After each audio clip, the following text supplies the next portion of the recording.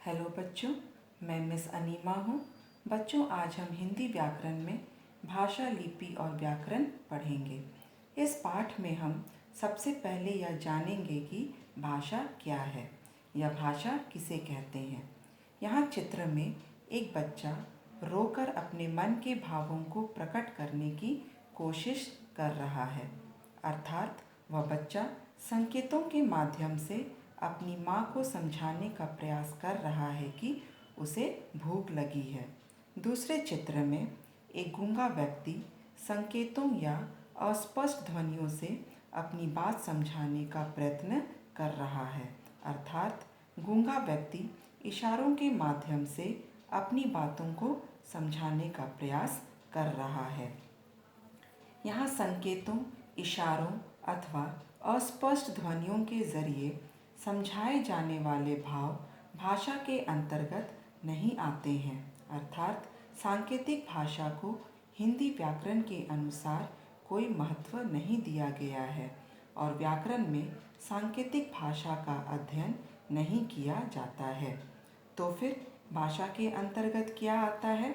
यहाँ इस चित्र में देखिए, प्रतीक ने अपनी माँ से कहा, माँ मुझे भूख लगी है, खाना दो ना।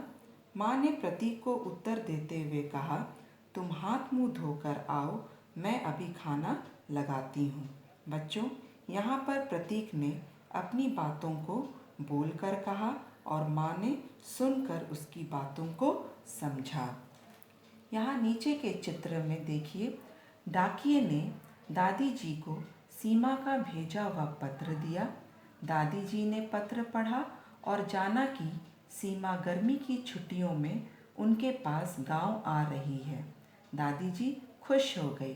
बच्चों, यहाँ पर सीमा ने अपनी बातों को पत्र में लिखकर कहा और दादी जी ने पत्र पढ़कर उसकी बातों को समझा। अतः भाषा के अंतर्गत आता है मन के भावों या विचारों को बोलकर या लिखकर प्रकट करना तथा सुनकर अथवा पढ़कर ग्रहण करना। बच्चों, व्याकरण के अनुसार भाषा को इस प्रकार से परिभाषित किया गया है। जिस साधन के जरिए हम बोलकर या लिखकर अपने मन की बात दूसरों को बताते हैं और दूसरों की बात को सुनकर अथवा पढ़कर समझते हैं, वह भाषा कहलाता है। भाषा के दो रूप होते हैं, मौखिक भाषा, लिखित भाषा।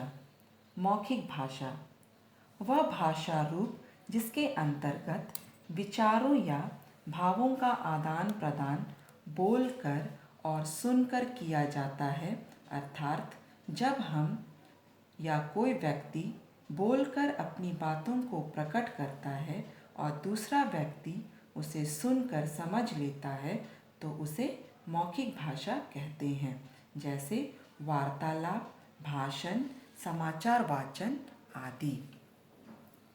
लिखित भाषा वह भाषा रूप जिसके अंतर्गत विचारों या भावों का आदान प्रदान लिखकर तथा पढ़कर किया जाता है, अर्थात जब हम या कोई व्यक्ति लिखकर अपनी बातों को प्रकट करता है और दूसरा व्यक्ति पढ़कर उनकी बातों को समझ लेता है तो यह लिखित भाषा कहलाता है, जैसे पुस्तक, समाचार पत्र, दस्तावेज आदि। विश्व में अनेक भाषाएं बोली, पढ़ी और लिखी जाती है, जैसे इंग्लैंड में अंग्रेजी, नेपाल में नेपाली, चीन में चीनी, फ्रांस में फ्रेंच, रूस में रूसी, अमेरिका में अंग्रेजी, जापान में जापानी, पोलैंड में पोलिश। हम जानते हैं कि हमारा देश भारत एक विशाल देश है। इसके विभिन्न प्रांतों में विभिन्न भाषाएं बोली जाती है, जैसे पंजाब में पंजाबी, गुजरात में गुजराती, महाराष्ट्र में मराठी, असम में असमिया, पश्चिम बंगाल में बांग्ला, तमिलनाडु में तमिल, उड़ीसा में उड़िया, गोवा में कोंकणी, बिहार, उत्तर प्रदेश, हरियाणा, उत्तराखंड, हिमाचल प्रदेश, मध्य प्रदेश, छत्तीसगढ़ में हिंदी। भारतीय संविधान द्वारा मान्यता प्राप्त भाषाओं की संख्या 22 है। हिंदी हमारी राष्ट्रीय भाषा है।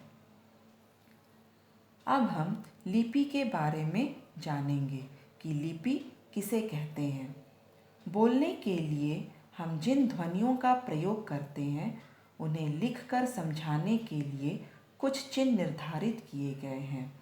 ये चिन्ह ही लिपि कहलाते हैं। बच्चों, यहाँ पर चिन्ह वर्णों को कहा जा रहा है, जैसे अ, आ, ई, उ, ऊ, क, ख, ग, घ आदि। ये सभी वर्ण कहलाते हैं।